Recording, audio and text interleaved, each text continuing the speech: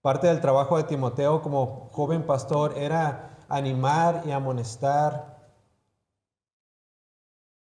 a la iglesia en aquel entonces. Y gran parte del trabajo de los pastores hoy en día es exhortar a los hermanos. Dios responsabiliza a todos los pastores a exhortar a sus ovejas para su bien. Y más que nada para el bienestar espiritual de todos ellos.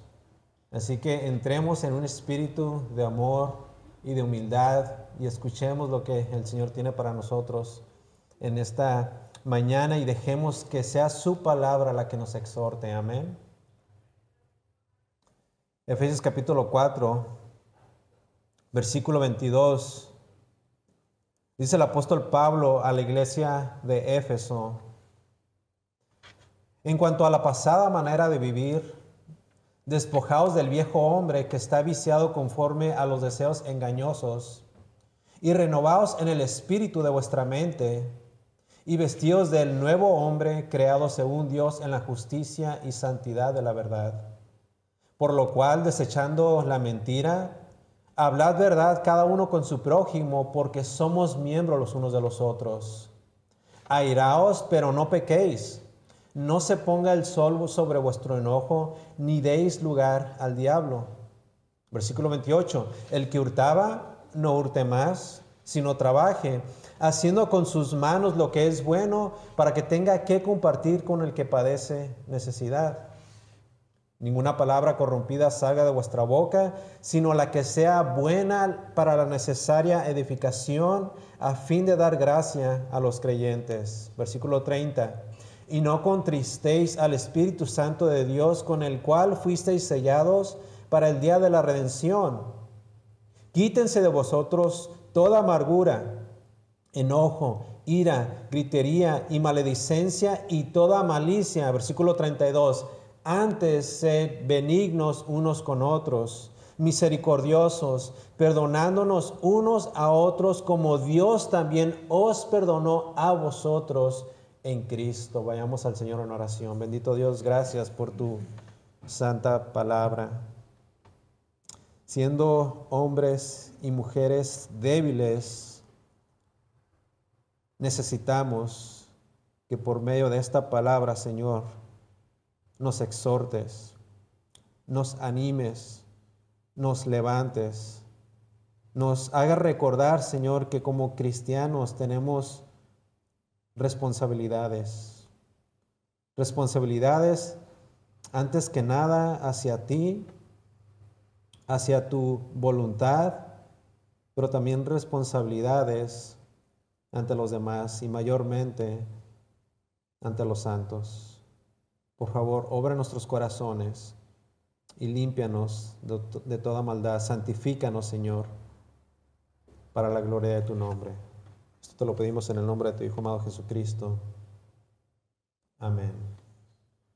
Lo que los efesios habían aprendido en Cristo, como dice el versículo 22, era nada más y nada menos que la necesidad de un cambio radical en su perspectiva mental y forma de vida. En otras palabras, lo que les había sucedido a los efesios había sido un giro de 180 grados y por lo tanto su anterior forma de vida debía de cesar. Ellos ya no podían ser los mismos que antes. Ellos habían creído en Cristo Jesús y por lo tanto ahora debían de ser diferentes. Y por eso en ese mismo versículo, en el versículo 22, Pablo le dice a los efesios: despojaos del viejo hombre. O sea, ellos debían de dejar la antigua naturaleza. Ellos debían de dejar todo aquello que era ajeno a la gracia, a lo bueno y a la luz. Despójense del viejo hombre, y dice el versículo 24, y vestíos del nuevo hombre. Es decir, la nueva naturaleza, lo que has logrado ser, eso, exactamente eso, ahora debes de ser. Y Pablo hace eco en otra carta del Nuevo Testamento, y de hecho eso es lo que estamos estudiando con nuestro hermano Saúl. En el capítulo 3, Pablo les dijo a los colosenses en el versículo 10, y revestido de nuevo hombre, el cual conforme a la imagen del que lo creó se va renovando hasta el conocimiento pleno. También se los dijo a los Gálatas en el capítulo 3, en el versículo 27, les dice, todos los que habéis sido bautizados en Cristo, de Cristo estáis revestidos. Así que ahora vemos que Pablo pasa de lo general, por decirlo así, a lo particular. Y en los siguientes versículos, Pablo les da a los efesios 7 exhortaciones que comienzan en el versículo 25. Y desde aquí vamos a estar desempacando nuestro texto, comenzando en el versículo 25. Y vemos la primera exhortación, por si está tomando notas.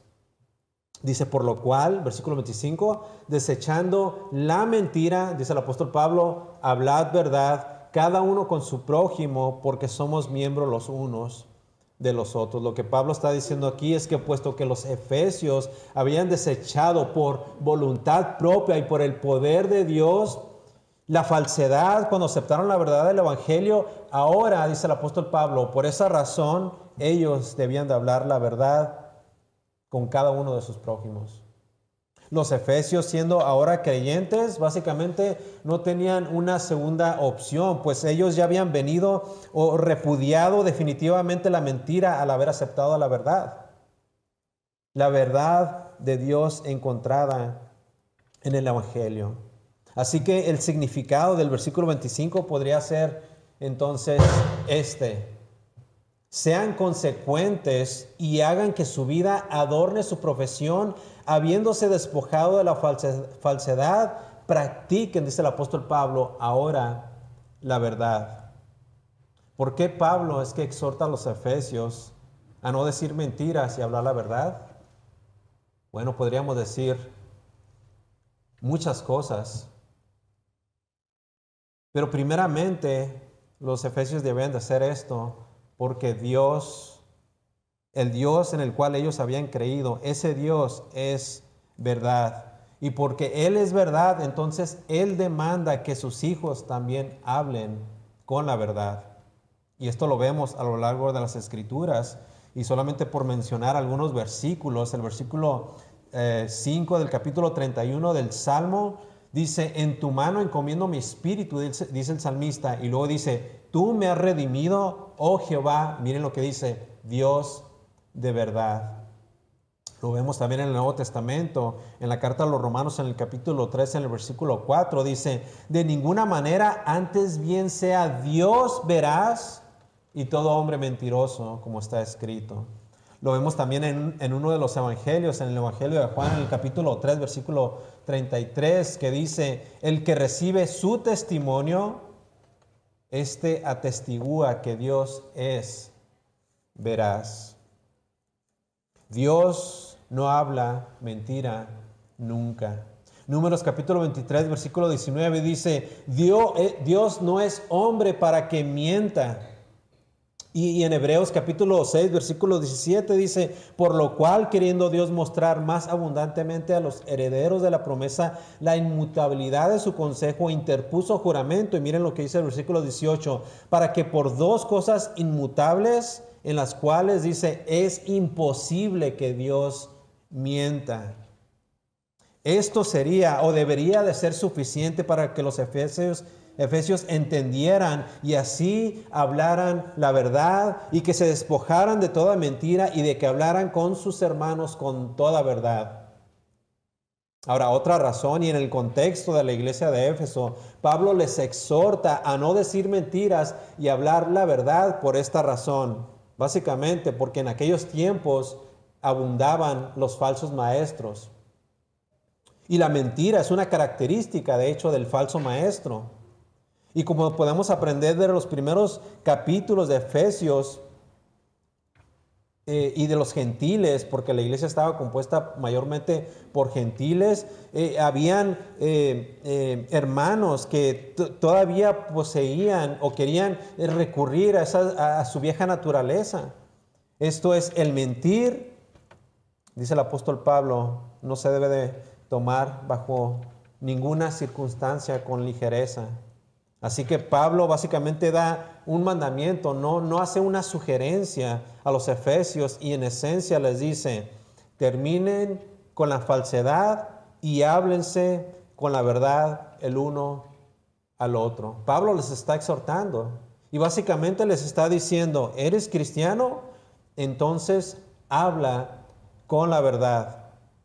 Ahora, noten en sus Biblias, si usted tiene la versión 1960, y miren el título de esa porción, de este pasaje, dice, la nueva vida en Cristo, ¿cierto? Un cristiano se identifica o se caracteriza por decir y hablar la verdad en todo. En la vida del creyente no debe de existir el lugar para las mentiras. En la vida del creyente no hay, escuchen esto, mentiras blancas, ni mentiras piadosas.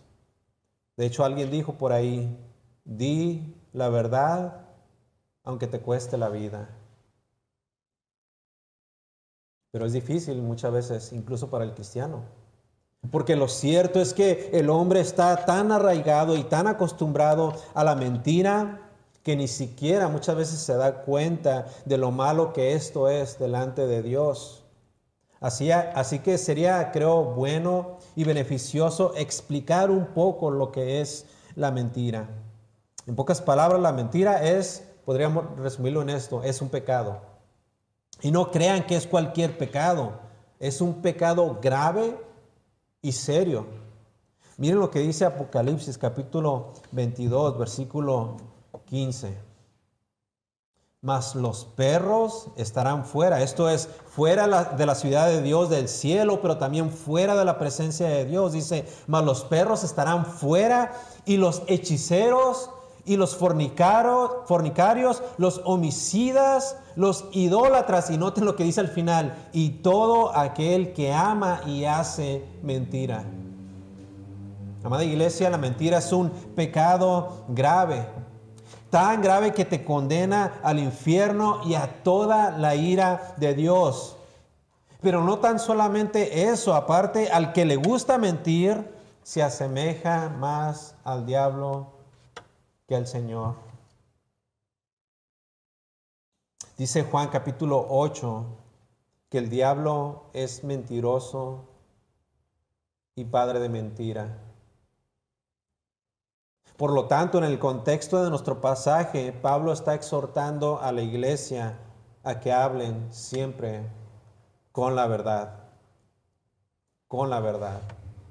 Pero noten con quién es que deben de hablar los creyentes con la verdad. Versículo 25, Efesios capítulo 4, versículo 25. Dice el apóstol Pablo, hablad verdad cada uno ¿con quién? Con su prójimo. Pregunta, ¿cuándo fue la última vez que usted le mintió a su hermano en Cristo? ¿Cuándo fue la última vez que usted le mintió a su esposo o a su esposa? ¿Cuándo fue la última vez que usted le mintió a uno de sus pastores? Reflexionemos un poquito en esto, amada iglesia, y desechemos la mentira y hablemos con toda verdad. Ahora, Pablo da una súper razón y válida del por qué el creyente debe de ser honesto con su hermano. Miren el final del versículo 25. Efesios 4, 25. Bueno, leámoslo todo. Por lo cual, desechando la mentira, hablad verdad cada uno con su prójimo. Y esta es la razón. Porque somos miembros los unos de los otros. Decía un autor, una mentira es una puñalada en los órganos vitales del cuerpo de Cristo, refiriéndose a todos los que conforman al cuerpo, o sea, nosotros. La mentira no tiene lugar en la vida del creyente, ni tampoco lo tiene dentro de la iglesia del Señor. Es tan grave la mentira dentro de la iglesia, dentro del cuerpo de Cristo, que en la Biblia, en el Nuevo Testamento, vemos que hubo un par de individuos que por haber mentido, Dios los fulminó a los dos en un instante. refiriéndome a Ananías y Zafira, Hechos capítulo 5. Debemos de hablar con la verdad. Dice el Proverbio 19, versículo 9, el testigo falso no quedará sin castigo, y el que habla mentiras perecerá. Ahora, esto no quiere decir que usted no será salvo o que perderá la salvación, no. Esto es para que usted vea lo severo que es el mentir y de cómo Dios lo aborrece y no quiere que su iglesia esté en continuo pecado mintiendo. Debemos de hablar con la verdad. Es un pecado grave. Dice el Proverbio 6, versículo 16 al 19. 6 cosas aborrece Jehová y aún 7 abomina su alma. Versículo 17. Los ojos altivos, la lengua mentirosa. Y miren lo que dice el versículo 19. El testigo falso que habla mentiras y el que siembra discordia entre hermanos. Decía el profeta Zacarías en el capítulo 8, versículo 16. Estas son las cosas que habéis de hacer. Hablad verdad, cada cual con su prójimo. Háblense con la verdad. No haya entre ustedes mentiras. Honren a Dios, honren su palabra, honren su iglesia, honrense los unos a los otros. Amada iglesia, servimos a un Dios que es veraz. Un Dios que nunca miente y por tal razón nosotros también deberíamos de siempre hablar la verdad y especialmente entre nosotros. Entre nosotros. Versículo 25. Porque somos miembros los unos de los otros. Porque somos miembros del cuerpo de Cristo. Esa es la razón. Somos miembros del cuerpo del Señor. Esta fue la primera exhortación. Segunda exhortación, versículo 26. Dice el apóstol Pablo, airaos, pero no pequéis. No se ponga el sol sobre vuestro enojo. Una traducción más literal y más sencilla dice este mismo versículo de la siguiente manera. Si se enojan, no pequen. Que el enojo no les dure todo el día. Ahora, yo sé y entiendo que muchas veces es difícil enojarse sin pecar, ¿cierto? Quiero que usted rápidamente haga un recuento de la última ocasión en la que lo hicieron enojar y que usted no haya pecado. Y al decir pecado no me refiero a agarrar a golpes a la persona que lo hizo enojar. Me refiero a que en su corazón usted guardó un gran resentimiento, tanto así que hasta el día de hoy ese resentimiento permanece ahí y como consecuencia se ha convertido en una raíz de amargura. Dice el apóstol Pablo y dice Dios, airaos, enójense, pero no pequen. No pequen. Y esto nos recuerda lo que dice el Salmo capítulo 4, versículo 5. Temblad y no pequéis. Meditad en vuestro corazón estando en vuestra cama y callad. Ahora quiero que notemos aquí algo muy importante. La ira o el enojo no se prohíbe en la Biblia. De hecho, enojarse o airarse es bíblico. Totalmente bíblico, pero el asunto o el problema usualmente es que el hombre y aún el creyente cuando se enoja hasta querer cachetear a todo mundo. Y muchas veces a algunos hasta los ojos de tanto enojarse casi se les salen. Suena tal vez un poco cómico, pero como dice un comentarista, la ira es una locura momentánea.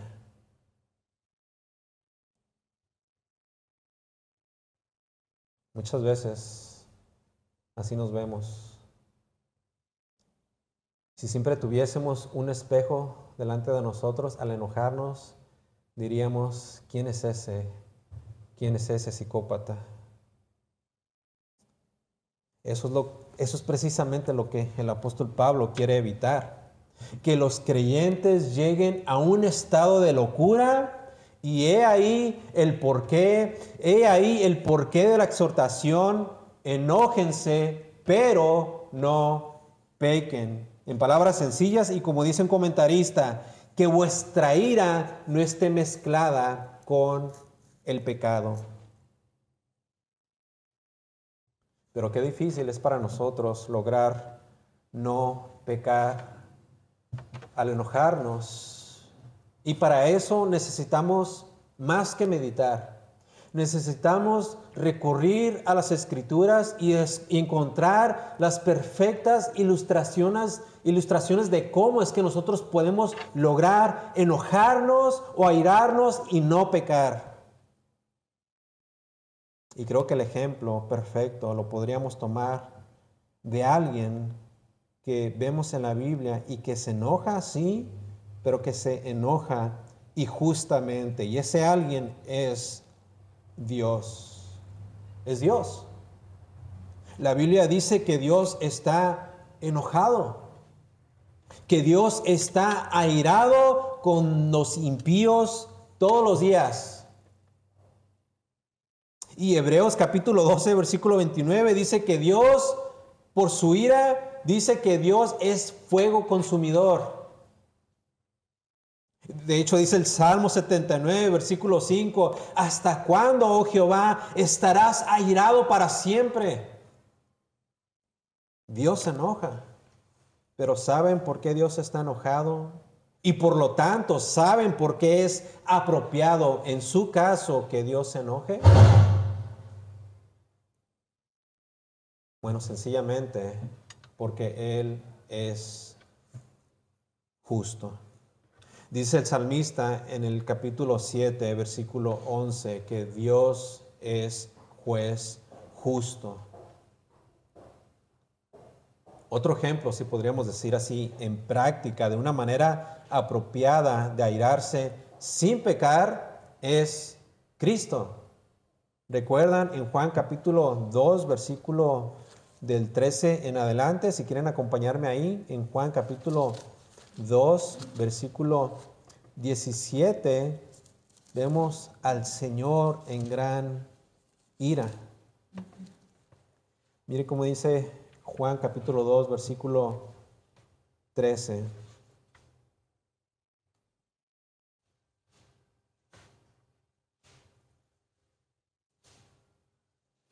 Estaba cerca la Pascua de los judíos y subió Jesús a Jerusalén.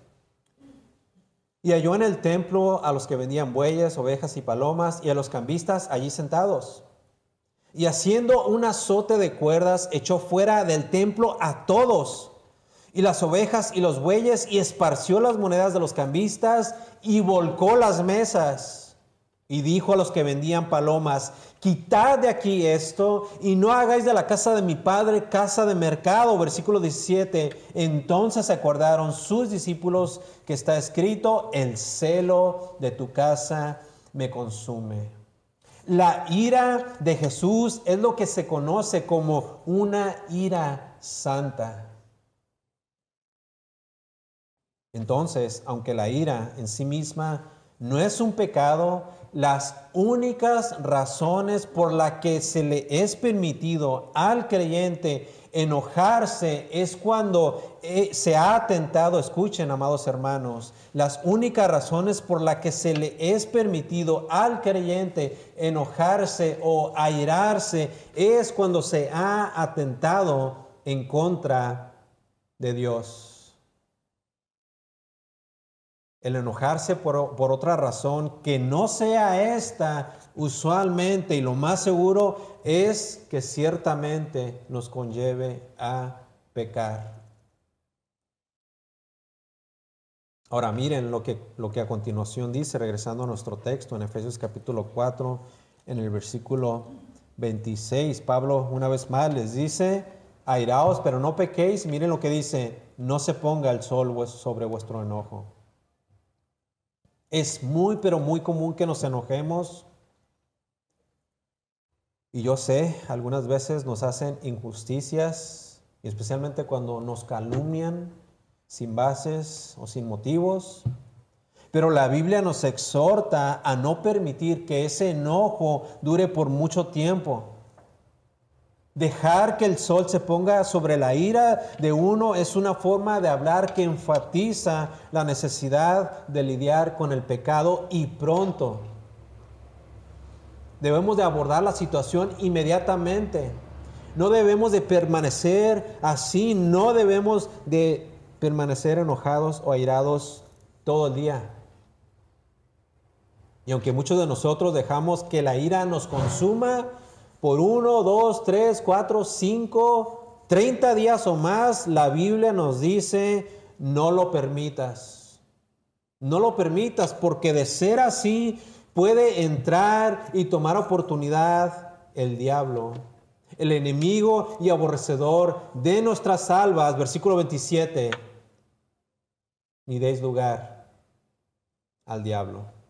O sea que el permitir que la ira reine en nuestros corazones le dará lugar al diablo a que éste entre y entonces tome el control de nuestras vidas. Se le va a dar la oportunidad para que Él venga, nos ataque y nos venza y luego nosotros andemos por ahí todos tristes y derrotados. Al enojarnos nosotros pecaminosamente, esto va a permitir que el diablo rápidamente tome la oportunidad para cambiar nuestra indignación, sea justa o incluso injusta, en más ira injusta. No ira santa, sino en ira injusta, en rencor. Y si la ira es en contra de una persona, el diablo va a querer cambiar nuestra indignación justa, una vez más, o injusta, en una resistencia al perdón. Nunca, jamás se le debe de conceder al diablo, al enemigo de nuestras almas, lugar alguno. No se le debe de dar ninguna entrada, ninguna oportunidad para que él llegue y ponga su pie y dejarle estropear nuestras vidas y alma. Amados, al diablo se le debe de combatir siempre y como dice Santiago, resistiéndole y él prontamente huirá de nosotros. Santiago capítulo 4 versículo 7, someteos pues a Dios, resistir al diablo y huirá de vosotros. Así que nuestro día jamás debe terminar en ira. Ni tampoco la mañana siguiente debe de comenzar así, todos enojados. Y si nos vamos a enojar, que sea porque se le ha hecho alguna deshonra a Dios. O incluso a algún hombre, pero que sea siempre una ira justificable. Una ira así como la de Cristo. Una ira verdaderamente santa. Así que un consejo práctico, si les puedo dar en esta mañana, y que espero que en verdad nos sirva, y a todos, a mí también. Si es que hemos de enojarnos, enojémonos. Escuchen, enojémonos mejor con nuestro propio pecado. Enojémonos con nuestro pecado que constantemente está atentando contra la santidad y la justicia de Dios. Esa, amada iglesia, esa sí que es una ira santa. En otras palabras, enojémonos por cosas que verdaderamente tienen sentido común, por cosas que valen verdaderamente la pena. Y ya pensando bíblicamente, las únicas cosas que valen la pena son aquellas que tienen que ver con Dios y con su santidad. Esa fue la exhortación número 2. Vayamos a la exhortación número 3. Pablo les dice a los efesios a que se refrenen del robo. Versículo 28. El que hurtaba, no hurte más, sino trabaje haciendo con sus manos lo que es bueno para que tenga que compartir con el que padece necesidad. El robo, y que seguramente era un modo de vida en Éfeso, y especialmente porque se dice que los ladrones en esos tiempos frecuentaban las montañas muy cerca de esta ciudad, la ciudad de Éfeso, y básicamente por esas zonas existían lugares vulnerables donde era fácil el acceso a los que caminaban por ahí para entonces rápidamente llegar y despojarles de todas sus pertenencias. Era una verdad en ese entonces, y seguramente muchos de los efesios eran en su tiempo también ladrones. Pero lo cierto, amada iglesia, también es una verdad para nuestros tiempos. La tentación de muchas veces querer alargar nuestras manos para tomar algo que no es nuestro, es muy posible que se encuentre todavía presente. El valernos de lo ajeno para seguir adelante muchas veces está arraigado en nosotros. Y por esta razón creo que es sabio ocuparnos del significado de la tajante prohibición: ya no hurte más, ya no robemos más. Y mira la solución que da Pablo para aquel que antes robaba o que aún incluso estaba inclinado todavía a seguir haciendo. Y la solución es esta. Pablo les dice en el versículo 28 que trabaje. Versículo 28, el que hurtaba no hurte más, sino trabaje haciendo con sus manos lo que es bueno. Lo que Pablo está diciendo básicamente es esto: con las manos se puede robar, y esto es malo, pero también con las manos se puede trabajar honradamente, y eso es extremadamente bueno. La mayoría de nosotros trabajamos para el sustento diario, ¿cierto? Y digo la mayoría porque muchos trabajan para acumular muchas riquezas. Y cuando Pablo escribió esto, era posible que se refería a que probablemente había en esos tiempos algunos hermanos que antes de su conversión acostumbraban a enriquecerse en base al hurto, y que posiblemente ahora se hallaban en peligro de volver a hacerlo utilizando distintos medios deshonestos.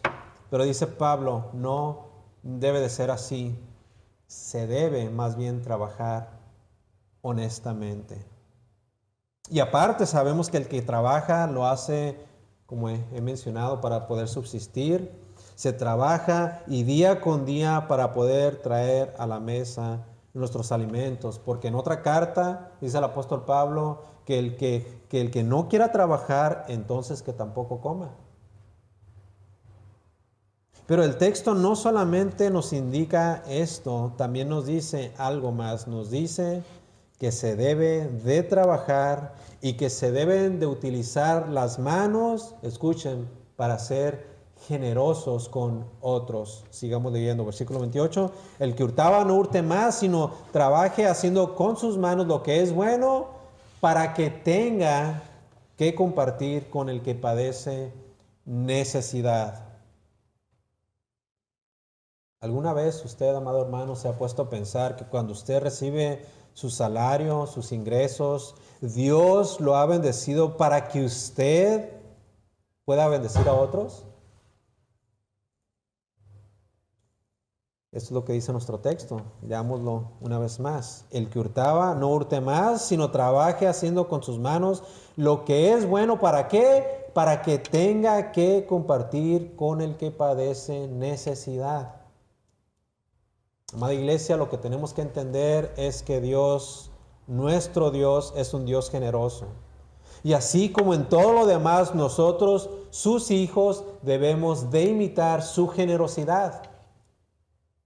En cuanto a nuestras finanzas, cuando vemos nuestras cuentas bancarias, tal vez con sumas un poco elevadas, muchas veces pensamos en usarlo para nuestro propio deleite, pero de acuerdo a nuestro texto, hacemos con nuestras manos lo que es bueno. ¿Para qué? Para compartir con el que está padeciendo alguna necesidad. Pregunta, ¿cuándo fue la última vez que usted usó sus manos para trabajar y usó esas mismas manos para también extender esas manos a una persona que tal vez no completó para la despensa del día? ¿O para tal vez el alquiler de su casa o apartamento? Bueno, ya hemos visto 3 exhortaciones. Pablo ya nos ha exhortado a hablar la verdad, a no mentirnos los unos a los otros. Nos ha exhortado a que no nos enojemos por todo y que dure ese enojo por todo el día. Y acabamos de ver que no debemos de robar, sino más bien debemos de trabajar para el beneficio de nuestras familias, pero también para el beneficio de los demás. Pero el apóstol Pablo tiene todavía más que decir, así que viene aquí a continuación la 4ª exhortación. Esta exhortación se encuentra en el versículo 29. 4ª exhortación, versículo 29. Dice el apóstol Pablo, ninguna palabra corrompida salga de vuestra boca, sino la que sea buena para la necesaria edificación a fin de dar gracia a los oyentes. Los creyentes no deben de hablar ninguna palabra corrompida. Esta palabra corrompida del original en griego, sapros, básicamente significa podrida. Así que en otras palabras, el apóstol Pablo dice, ninguna palabra podrida salga de vuestra boca. Ahora, ¿qué pensamos cuando escuchamos esta palabra? O pensemos de una manera práctica. ¿A quién le gusta probar algo que se ha echado a perder? Creo que a nadie, ¿verdad? Es feo, es muy desagradable. Y la palabra que el apóstol Pablo utiliza aquí, esta palabra de hecho es una que se aplica especialmente a las sustancias animales o vegetales que están en descomposición y que contaminan con rapidez todo lo que está en contacto con ellas. Y Pablo utiliza esta palabra para que los efesios entonces se dieran cuenta de la severidad y del impacto que pueden tener las palabras que salen de las bocas de los creyentes. Más adelante, en el capítulo 5, el apóstol Pablo les dice a estos mismos hermanos en Éfeso, les dice en el versículo 3, pero fornicación y toda inmundicia o avaricia, ni aun se nombre entre vosotros como conviene a santos. Versículo 4, ni palabras deshonestas, ni necedades, ni truanerías que no convienen, sino antes bien acciones de gracias. Versículo 29. Ninguna palabra corrompida salga de vuestra boca. Otra versión más literal traduce este mismo versículo de esta manera. Cuando hablen, no digan palabras indecentes. Cuando tengan conversaciones, que éstas no sean necias. Cuando bromeen, no digan chistes groseros.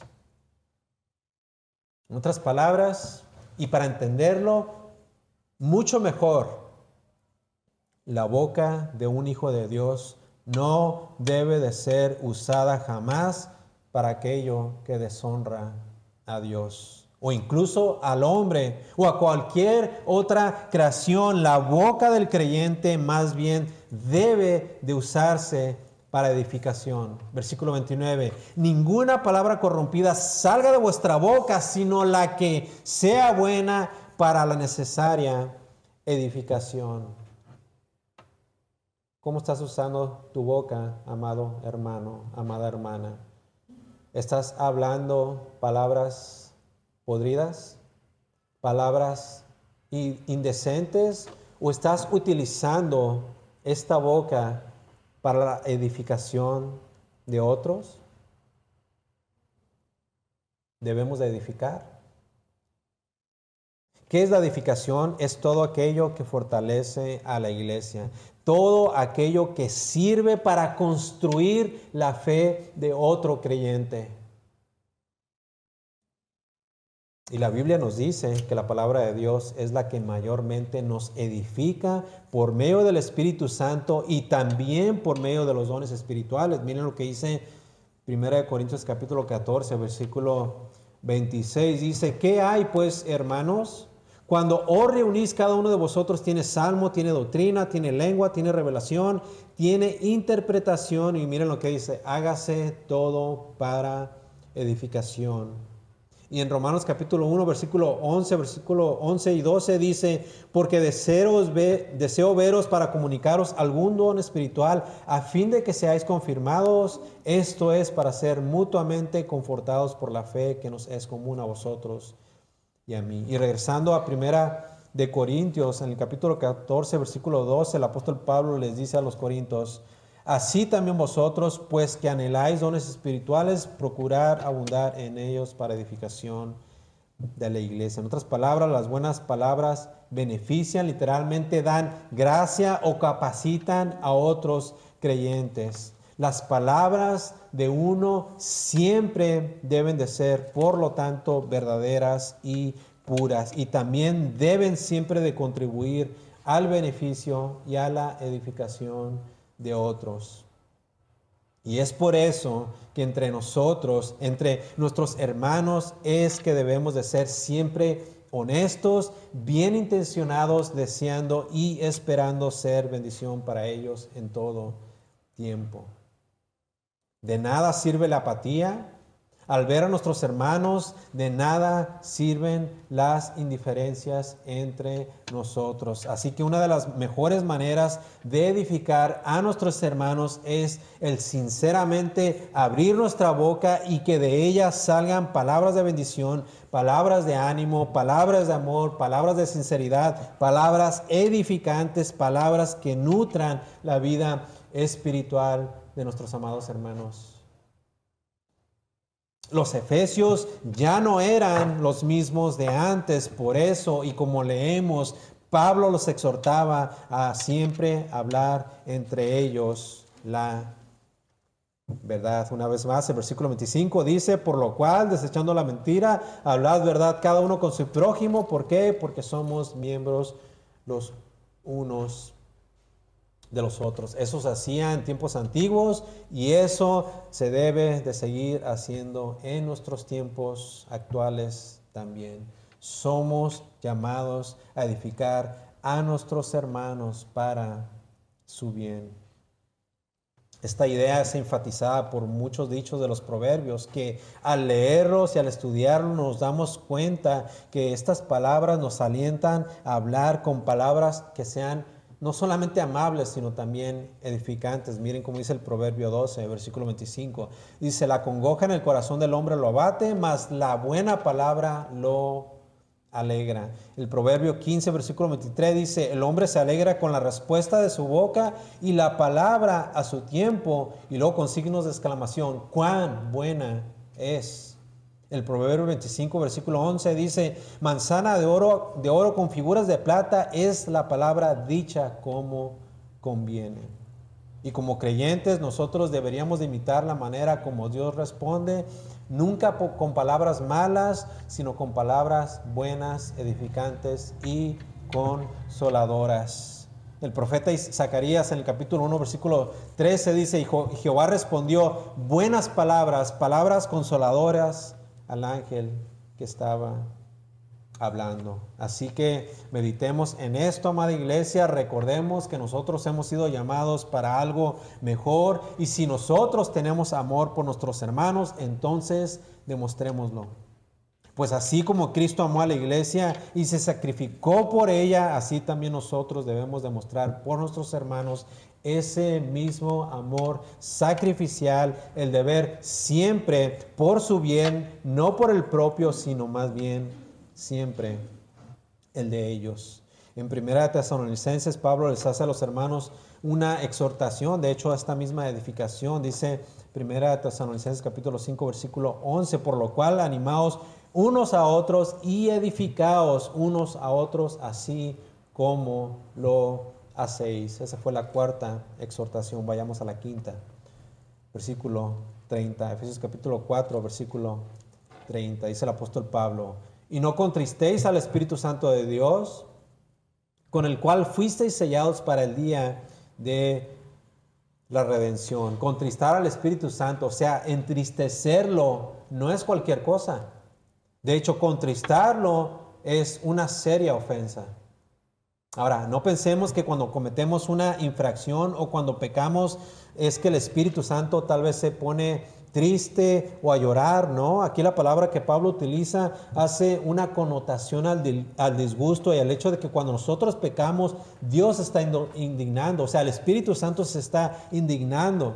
Y un perfecto ejemplo lo podemos encontrar en el libro del profeta Isaías. No lo busque, yo se lo leo en Isaías capítulo 63, versículo 10. Dice, mas ellos fueron rebeldes e hicieron enojar al Espíritu Santo, por lo cual se les volvió enemigo y él mismo peleó contra ellos.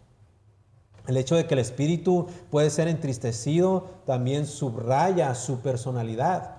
Y esto es importante, ya que nosotros como creyentes afirmamos que el Espíritu Santo es ¿quién? La tercera persona de la Trinidad.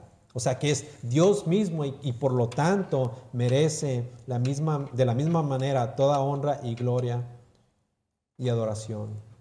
Hay veces que la iglesia comete el error de menospreciar no tanto la obra del Espíritu Santo, pero sí su persona, pues Él no es tan solamente una fuerza espiritual, no, el Espíritu Santo es, como he mencionado, Dios mismo y quien por lo tanto debemos de tener cuidado en la manera como es que nosotros nos conducimos. Y en el contexto de nuestro pasaje debemos de tener mucho cuidado en la manera como tratamos y les hablamos a nuestros hermanos en la fe, ya que de faltar a esta exhortación que encontramos aquí puede ser causa de que nosotros estemos contristando al Espíritu Santo. Puede ser causa de que estemos contristando a Dios mismo. Versículo 30, parte final, hablando del Espíritu Santo, con el cual fuisteis sellados para el día de la redención. Cuando el creyente es salvo, sabemos que Dios sella a sus hijos. Y esto lo vemos en el capítulo 1. No sé si usted ha leído toda la carta de Efesios, pero miren lo que dice el versículo 13.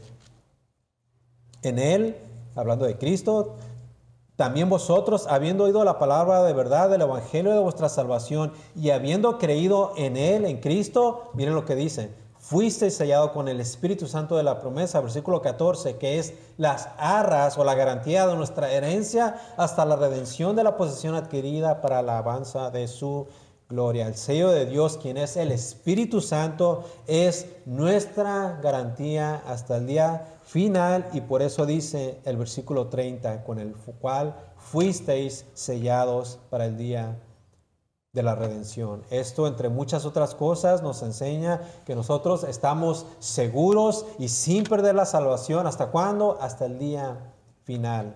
El sello en el creyente permanece hasta el día de la redención.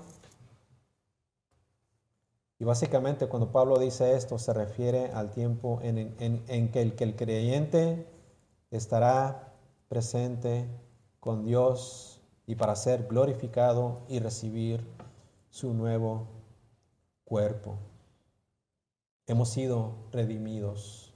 Esto es lo que dice Romanos capítulo 3, versículo 24, siendo justificados gratuitamente por su gracia mediante la redención que es en Cristo Jesús. Pero aunque el creyente ya ha sido redimido por la obra de Cristo, aquí el día de la redención es una referencia a la redención completa que se va a realizar cuando el Señor regrese por todos nosotros. Esto es algo que Pablo expresó claramente en la carta a los Filipenses, en el capítulo 3, en el versículo 20, dice, mas nuestra ciudadanía está en los cielos, de donde también esperamos al Salvador, al Señor Jesucristo, versículo 21, el cual transformará el cuerpo de la humillación nuestra para que sea semejante al cuerpo de la gloria suya, por el poder con el cual también podrá sujetar a sí mismo todas las cosas. Esta fue la quinta exhortación. Vayamos a la sexta.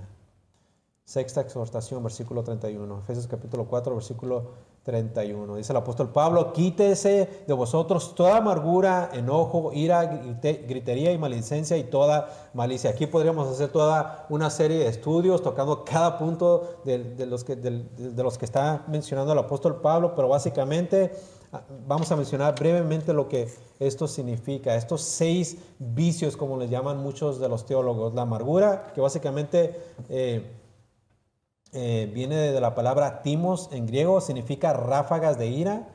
Y si lo mezclamos con esta palabra enojo, esto es lo que significa, nos amargamos, estamos tirando como ráfagas de ira. La gritería del griego kraue significa grito o clamor. Maledicencia significa blasfemia. Malicia significa básicamente mala voluntad o simplemente maldad. Pero si notamos aquí, todo comienza con la amargura. Y la amargura, amada iglesia, es un grave pecado.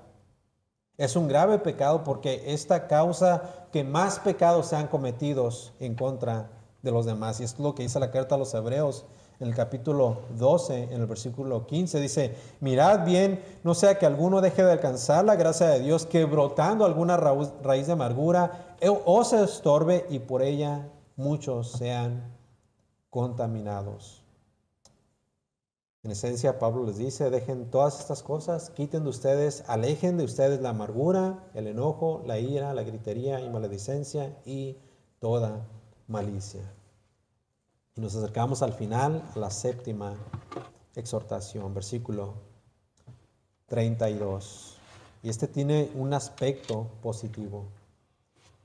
Versículo 32, antes sed benignos unos con otros, misericordiosos, perdonándonos unos a otros como Dios también os perdonó a vosotros en Cristo. Este es un paralelo de lo que dice el apóstol Pablo en la carta a los Colosenses en el capítulo 3, en el versículo 12. Pablo les dice, vestíos pues como escogidos de Dios, santos y amados, de entrañable misericordia, de benignidad, de humildad, de mansedumbre, de paciencia. Sean bondadosos y compasivos unos con otros, sean buenos y amables unos con otros. En otras palabras, ténganse misericordia, no guarden rencor, más bien perdónense. Perdónense. Ustedes conocen el perdón, no tienen entonces ninguna excusa para no hacerlo. Perdónense. Versículo 32, parte final. ¿De qué manera? Como Dios también os perdonó a vosotros en Cristo. Dios se ha mostrado benigno, misericordioso y perdonador para con nosotros, así que no es sino justo que nosotros a nuestra vez también lo seamos para con nuestros hermanos, quienes en realidad no han pecado contra nosotros a tal grado como nosotros sí hemos pecado en contra de Dios. Y el acto de perdonarnos le costó a Dios la muerte de su Hijo. Le costó todo. Lo dio completamente todo. Así que a nosotros no nos debe de costar tampoco nada perdonar a nuestros semejantes. Dios perdonó el pecado en Cristo una vez y para siempre, y de la misma manera, y como en todas las cosas, debemos de imitar a Dios al perdonar a nuestros hermanos. 7 exhortaciones para la iglesia de Éfeso, pero son 7 exhortaciones también para la iglesia actual. Y la pregunta para todos nosotros es, ¿cómo estamos nosotros a la luz de todas ellas? ¿Hemos desechado la mentira? ¿Estamos hablando con la verdad a nuestros hermanos? ¿Nos enojamos pero no pecamos? Ya no hurtamos, ya no robamos más, ya no tomamos lo que no es nuestro, sino más bien hoy trabajamos y honradamente, y al ser bendecidos, al recibir de nuestro sueldo también bendecimos a los demás. Nuestras bocas hablan lo puro, hemos dejado lo podrido, la corrupción de nuestros labios para hablar cosas que edifican y bendicen. Honramos al Espíritu Santo de Dios y no lo entristecemos, reconociendo que Él es Dios mismo. No dejamos que la amargura invada nuestras vidas y las vidas de los demás. Y finalmente somos benignos como Dios y nos perdonamos nuestras ofensas los unos a los otros. ¿Cómo estamos, amada iglesia, a la luz de todas estas exhortaciones? Que Dios nos ayude a ser exhortados y a que nosotros nos podamos alinear con estos bellos mandamientos. Oremos. Señor, gracias por tu palabra y gracias, Señor, por habernos exhortado amorosamente, Señor,